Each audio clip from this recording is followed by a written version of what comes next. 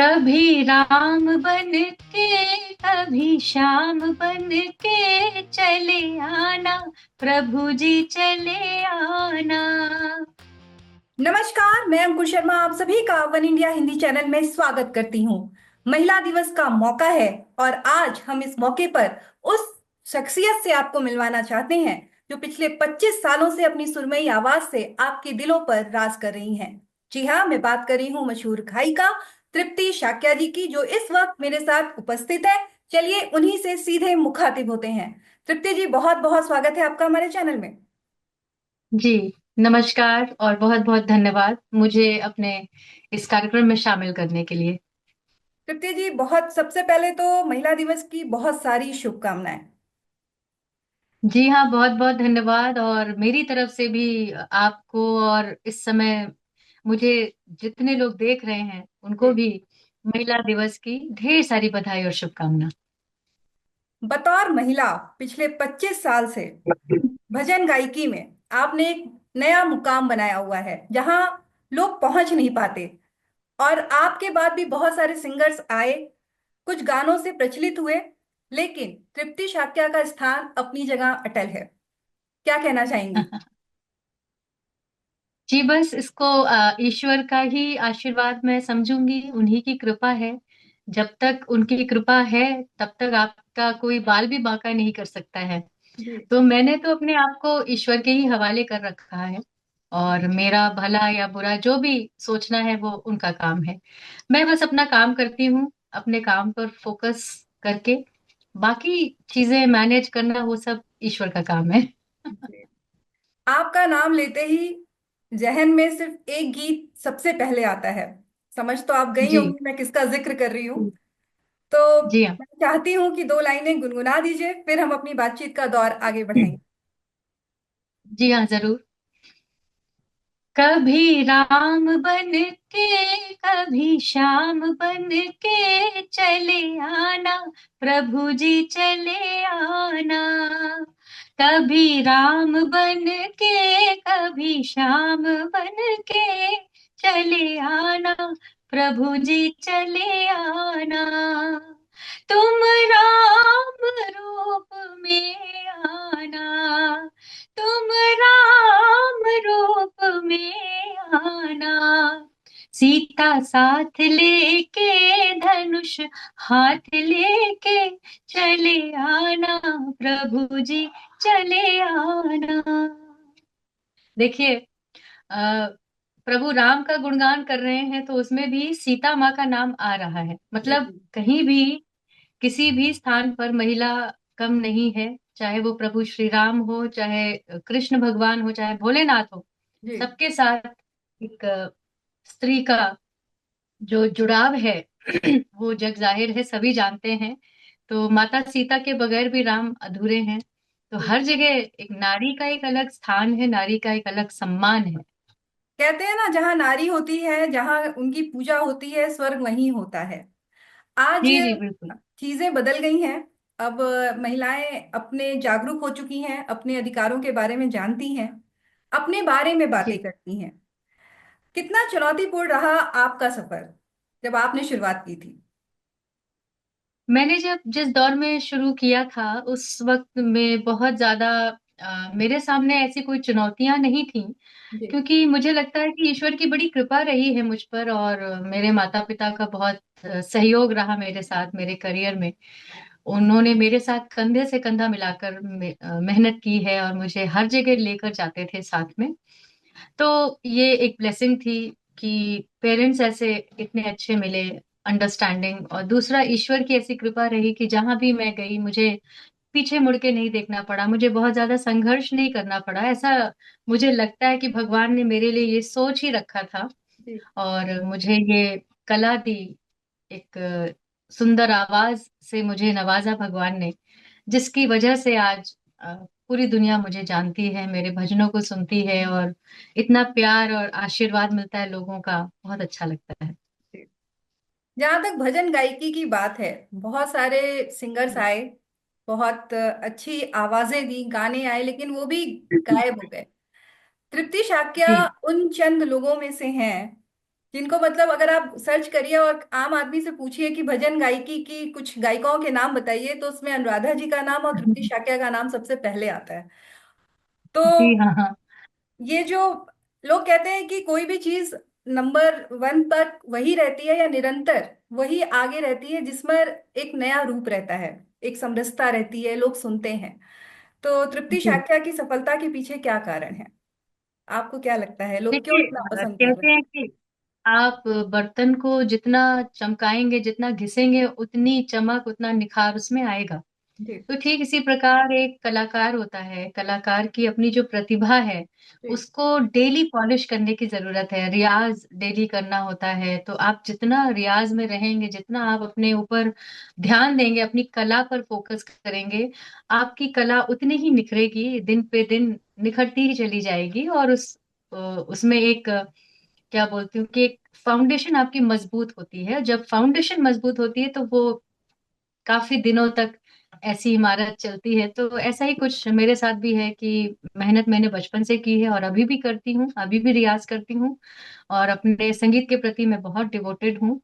तो यही सब मुझे लगता है यही सारे कारण हैं। और आपका डिवोशन, आपका जो एक कॉन्फिडेंस भी एकदम बरकरार रहना चाहिए। आप बस अपने मंजिल की ओर अग्रसर रहिए हमेशा और फोकस्ड रहिए, मेहनत करते रहिए। आपको सफलता हमेशा मिलती रहेगी, कभी आपको पीछे मुड़ के नहीं देखना पड़ेगा। जी। जी। आपने जिस दौर में अपनी गायकी शुरू की, स्पेशली भजन के क्षेत्र में, आपने जिस, और मतलब उस समय आपकी उम्र बहुत कम थी, और जी उस मतलब उस उम्र के लोग इतना डिवोशनल सॉन्ग नहीं गाते थे। जी। तो लोग हंगामा, में आइटम बिल्कुल नंबर इस टाइप में आगे बढ़ने की कोशिश बिल्कुल सही। करते थे।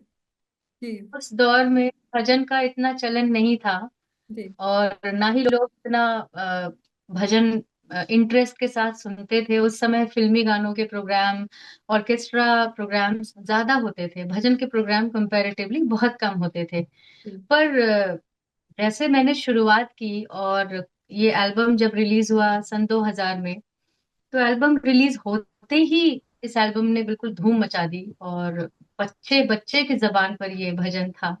तो जब कोई भजन बच्चों की जबान पर हो, और बुजुर्ग तो होते ही हैं भजनों के शौकीन, लेकिन जब बच्चे और युवा किसी भजन से कनेक्ट करें तो समझ लीजिए कि युग बदलता है, युग बदल रहा है। जी। ठीक वैसा ही हुआ। और धीरे धीरे उसके बाद आपने भी देखा होगा, मैंने भी देखा, मैं भी देख रही हूँ कि कितना तेजी से लोगों का रुझान भक्ति की तरफ जा रहा है। लोग अध्यात्म से बहुत ज्यादा कनेक्ट हो रहे हैं। और अभी जो प्रयागराज में महाकुंभ हुआ, उसमें जी। भी आपने देखा होगा किस तरह से उमड़ कर भीड़ आई है। मतलब किसी ने कभी सोचा ही नहीं था कि 65 करोड़ जनता, श्रद्धालु यहाँ पर संगम में डुबकी लगाने के लिए आएंगे। तो ये एक तरीके से मुझे लगता है कि बहुत बड़ा बदलाव है और ये जरूरी भी था। हमारा सनातन सदैव उसकी जय जयकार होनी चाहिए। तो हम लोगों का भी उसमें बहुत प्रयास रहता है, हम लोग भी यही प्रयास करते हैं कि भजनों के माध्यम से ईश्वर का संदेश लोगों तक पहुंचाएं। आपका एक भजन है, राज तिलक होगा रघुवीर का। इसकी का डिमांड आई है। मैं सनातन धर्म पे और बातें करूंगी, पहले दो लाइनें गुनगुना दीजिए आप। ये भजन मैंने पिछले साल प्रभु श्री राम मंदिर का जब उद्घाटन हुआ था जी। उस उपलक्ष्य पर गाया था और बहुत पसंद किया लोगों ने। बहुत सुंदर पंक्तियां हैं इसमें। जी। राज तिलक होगा रघुवर का, राज तिलक होगा रघुवर का, नैना नाचेगी, आएंगे श्री राम जानकी, आएंगे श्री राम जानकी, सारी दुनिया झूमेगी, राज तिलक होगा रघुवर का, दुनिया झूमेगी। ऐसा ही कुछ था। वाह, बहुत मधुर। आप, आपकी आवाज में माँ सरस्वती का वास है। अभी जी। आपने बात की धन्यवाद। सनातन धर्म की। आजकल एक दौर हो गया है कि लोग अगर सनातन की बात करते हैं तो उसको एक पर्टिकुलर पार्टी से जोड़ दिया जाता है कि ये सनातन का नहीं, ये उस पार्टी का प्रचार कर रहे हैं। तो जी देखिए, आप। हमें तो धन्यवाद देना चाहिए कि सरकार ने कम से कम सनातन के बारे में सोचा। तो जी। कम से कम कोई तो सरकार आई और उसने सनातन लोगों में जागृत किया, जी। जिसकी जरूरत हमें बहुत पहले से ही थी।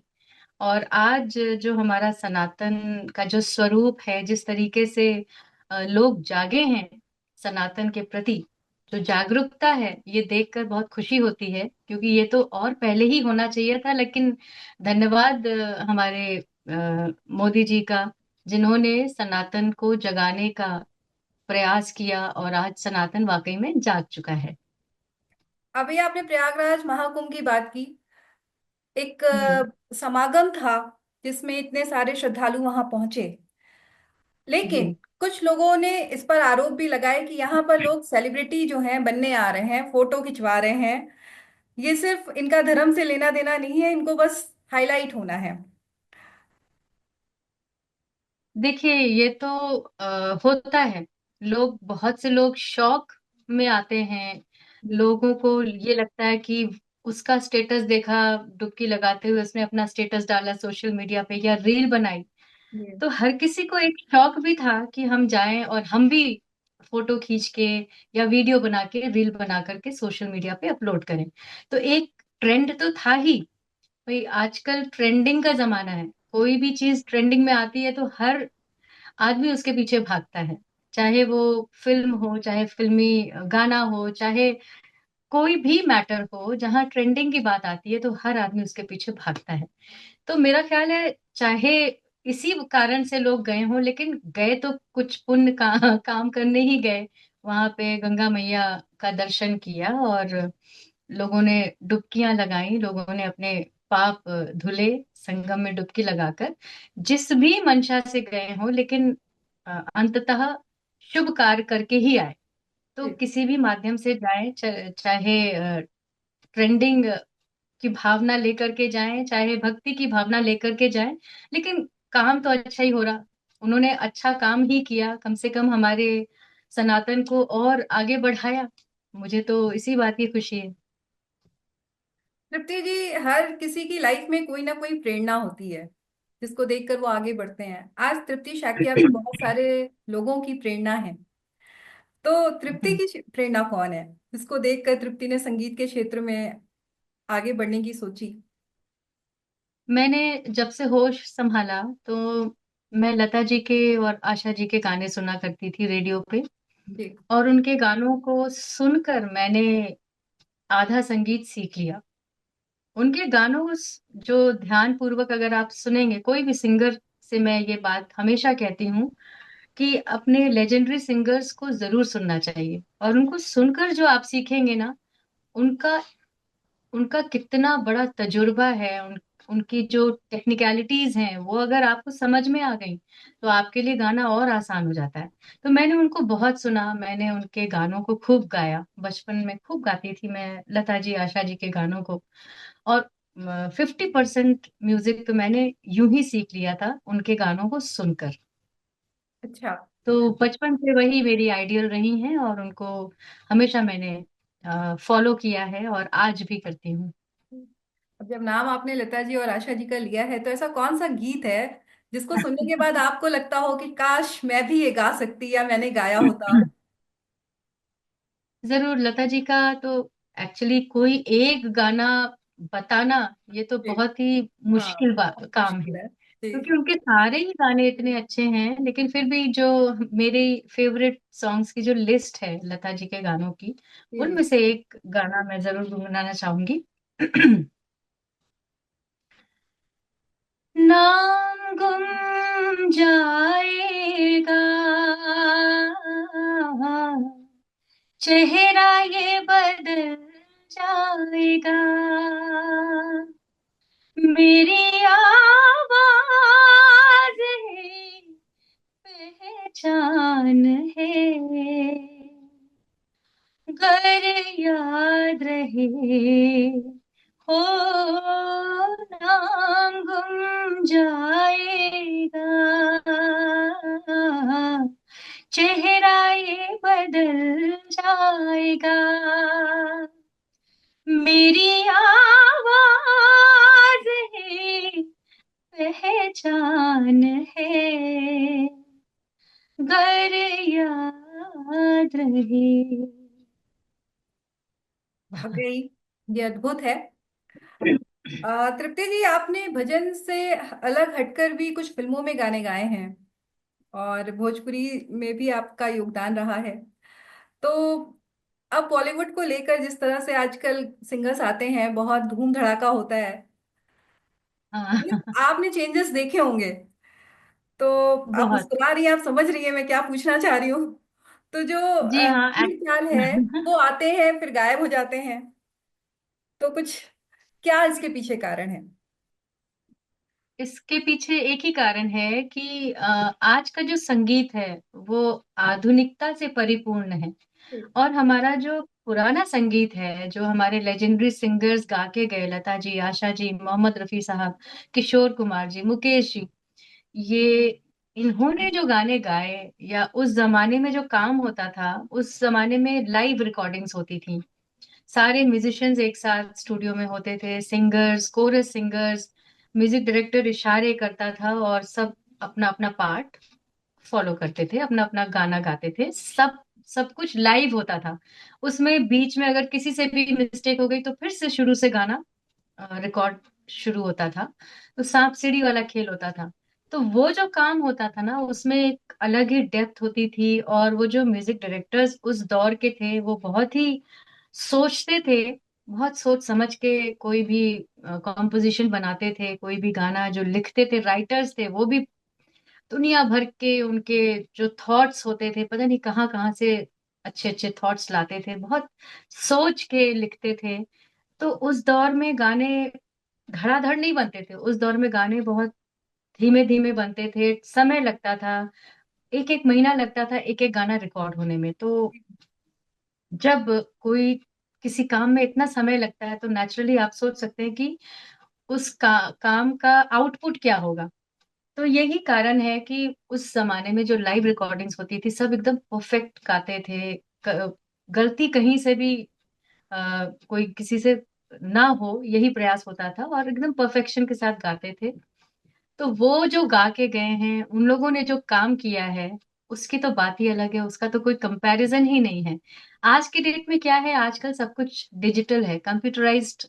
जब से कंप्यूटर आया है तो सारी चीजें डिजिटलाइज हो गई हैं। और जो भी रिकॉर्डिंग्स हम लोग आज के डेट में करते हैं, हालांकि मैंने भी वो दौर जिया है, लाइव रिकॉर्डिंग का दौर।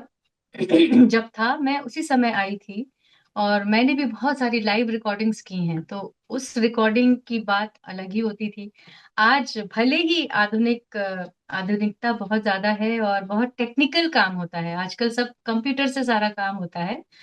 तो मशीन का काम और एक जो लाइव एकॉस्टिक वाला जो काम होता है, तो उसमें जमीन और आसमान का अंतर होता है। और आज का जो टेस्ट है लोगों का, बहुत ट्रेंडिंग सॉन्ग्स बनाना, लोग सोचते हैं कि कितनी जल्दी हम ट्रेंडिंग में आ जाएं। तो उसके लिए आजकल जो भी आदमी सोचता है कुछ नया करें, कुछ नया करें, कुछ ऐसा धमाका करें कि एकदम रातों रात आदमी स्टार बन जाए। तो इस चक्कर में लोग कुछ ना कुछ नया लाते रहते हैं, प्रयोग नए नए किए जाते हैं। अच्छी बात है, प्रयोग करना बुरी बात नहीं है, ये तो अच्छा है। और जितना ज्यादा से ज्यादा प्रयोग हो, अच्छा है, अच्छी चीजें निकल के आने चाहिए।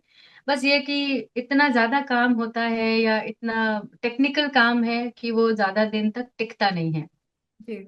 गाना आता है, हफ्ते भर बजा, उसके बाद लोग भूल जाते हैं, फिर जी। नया गाना आता है, फिर हफ्ते भर बजा, फिर भूल जाते हैं। लेकिन पुराने गाने, कहते हैं ओल्ड इज गोल्ड, वो आज भी बजते हैं, और आज भी लोग कहीं भी सुनना पसंद करते हैं तो पुराने गाने ही सुनते हैं।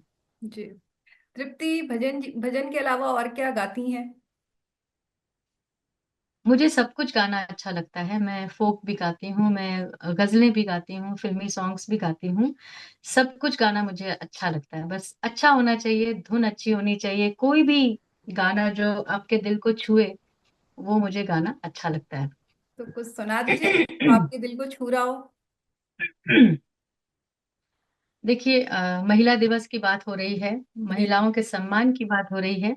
जी। तो जब तक हम इस बात को अपने अंतर मन में नहीं डालेंगे, तब तक शायद हम इसको इसको प्रूव नहीं कर पाएंगे। जी। बीइंग वुमेन, बीइंग अ महिला, हमारी भी जिम्मेदारी बनती है कि हम महिलाओं का हर जगह सम्मान करें, चाहे वो जिस भी एज ग्रुप की हो, चाहे वो एक बच्ची ही क्यों ना हो। जी। आजकल बहुत जन जागरण हुआ, बहुत सारी बुराइयों को हमने काफी हद तक अ, खत्म करने का प्रयास किया है, जैसे भ्रूण हत्या हुई। जी। बेटियों के प्रति जो एक सम्मान होना चाहिए, जो प्यार होना चाहिए, बेटी बचाओ बेटी पढ़ाओ, इस तरह के जो नारे आए, और इस तरह जो गवर्नमेंट ने भी सपोर्ट किया इस जन जागरण को, जागरूकता के लिए बहुत प्रयास किए गए। मैंने भी बहुत सारे गीत गाए। तो मुझे लगता है कि हम सबको ये बात अपने अपने जहन में डाल देनी चाहिए कि बेटी बचाओ बेटी पढ़ाओ। बेटियां जहां भी हो, उनके पैदा होने पर खुशी, खूब खुशी मनानी चाहिए, धूमधाम से सेलिब्रेट करना चाहिए। जी। पहले क्या होता था कि बेटी पैदा होती थी तो लोग मायूस हो जाते थे, सेलिब्रेशन नहीं होता था, और बेटा पैदा होने पर कितना धूमधाम से सब खुशी मनाते थे। पर आज के डेट में बेटियों का एक अलग ही क्रेज हो चला है। अब तो पेरेंट्स खुद चाहते हैं कि हमारे यहाँ बेटी आए लक्ष्मी के रूप में। तो सबकी मानसिकता बदल रही है, ये देख के मुझे बहुत अच्छा लगता है। तो मैं बस दो लाइन बेटियों को समर्पित करते हुए गाना चाहूंगी। जी बिल्कुल। बेटियों के लिए सोहर। बधाई हो आई राज दुलारी, बधाई हो आई राज कुमारी, मम्मी पापा की अखियों की प्यारी, मम्मी पापा की राज दुलारी, बधाई हो आई राजकुमारी, बधाई हो आई राजकुमारी। बहुत खूब। और देश बदल रहा है। जानकी और द्रौपदी के इस देश में तृप्ति शाक्या जैसे लोग भी हैं जो महिलाओं के लिए और लड़कियों को आगे बढ़ाने के लिए लगातार काम कर रहे हैं। तो तृप्ति जी, चलते चलते अंत में सिर्फ एक सवाल कि आने वाले ये जो नए सिंगर्स हैं और आने वाली जो पीढ़ी है जो संगीत के क्षेत्र में अपना मुकाम बनाना चाहती है, सपने देख रही है, स्पेशली लड़कियां, उनको आप क्या कहना चाहेंगी? और चलते चलते वो गीत जो आपके दिल के बहुत करीब है उसे गुनगुना दीजिए। जी, देखिए, जो भी संगीत के क्षेत्र में नए कलाकार आते हैं, बहुत से युवा लड़कियां लड़के सब आते हैं, मैं एक चीज उनमें देखती हूँ कि उनके अंदर रातों रात स्टार बनने की जो एक होड़ होती है, जी। उसकी वजह से कहीं कहीं ना कहीं वो कभी भटक जाते हैं या कभी मायूस हो जाते हैं, चीजें उनको उनके अनुरूप नहीं मिलती तो उन्हें मायूसी होती है, दुखी हो जाते हैं, और दिल टूट जाता है, कॉन्फिडेंस उनका सब धरा रह जाता है। तो मैं उनसे यही कहना चाहूंगी कि देखिए, मेहनत करना आपका काम है।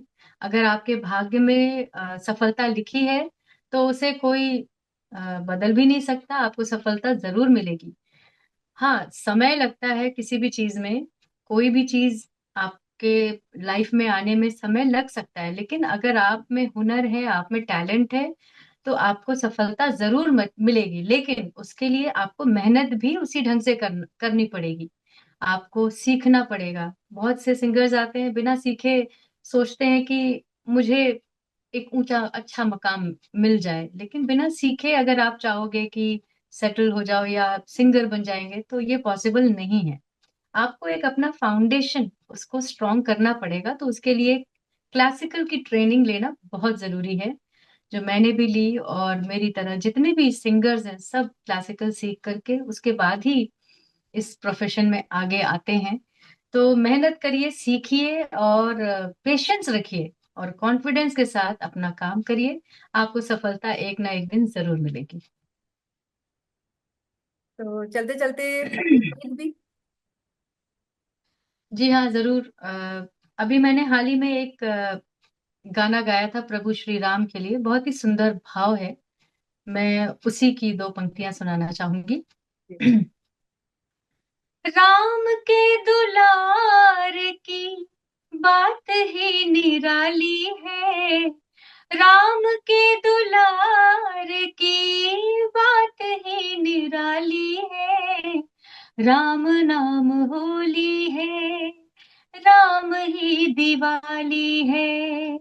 राम नाम होली है, राम ही दिवाली है। क्या से क्या बना डाला राम ने तराश के। क्या से क्या बना डाला राम ने तराश के। जग ये सारा जगमग है राम के प्रकाश से। जग ये सारा जगमग है राम के प्रकाश से। राम की मैं फुलवारी, राम मेरे माली है।